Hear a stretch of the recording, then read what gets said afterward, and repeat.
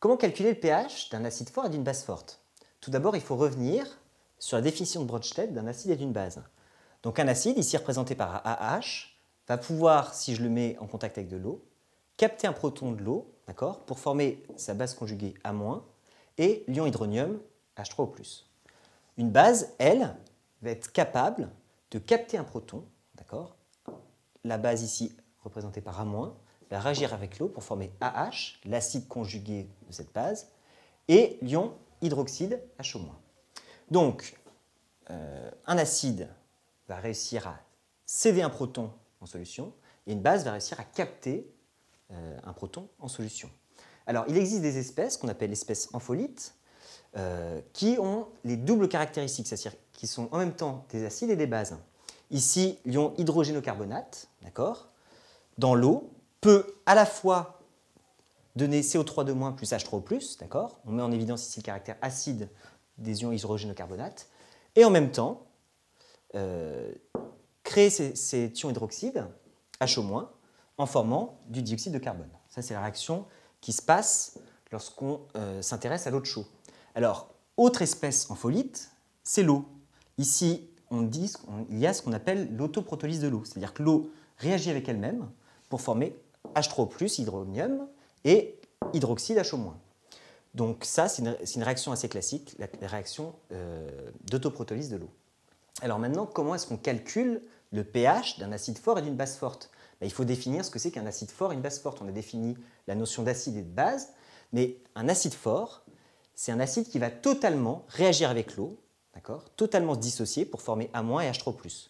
Donc la réaction est totale, et donc à la fin de cette dissociation, il n'y a plus d'AH dans le milieu. De la même façon, une base forte, c'est une base aussi qui va totalement se dissocier dans le milieu, réagir avec H- pour former de façon totale l'ion hydroxyde et AH. D'accord? Alors, comment est-ce qu'on calcule? Il y a deux formules à connaître, c'est ça qu'il faut vraiment bien connaître par cœur. La formule du pH pour un acide fort. Le pH, d'accord, est égal à moins le logarithme décimal de H3O+, la concentration des ions H3O+, qui ont été formés dans le milieu. D'accord?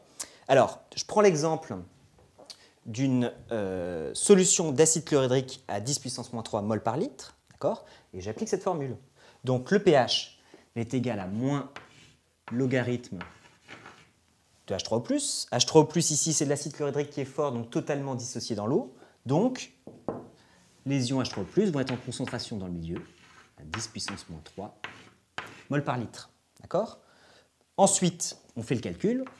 Le pH égale moins, d'accord? Et le logarithme de cette puissance de 10 puissance moins 3 est égal à moins 3.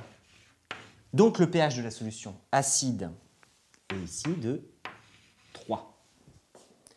Pour la base forte, la formule est la suivante. pH égale 14 plus le logarithme décimal de la concentration en ion HO-. Exemple, la solution d'hydroxyde de sodium de concentration 10 puissance moins 3 mol par litre, j'applique encore une fois cette formule. pH égale 14 plus logarithme. C'est une base forte totalement dissociée dans l'eau, donc la concentration en ion HO- est de 10 puissance moins 3. Le logarithme de 10 puissance moins 3, comme on l'a vu dans l'exemple sur l'acide, c'est égal à moins 3, donc 14 moins 3. Et ça nous donne 11. Donc, ce qu'il faut vraiment connaître dans cette partie sur le calcul du pH d'un acide fort et d'une base forte, c'est 1.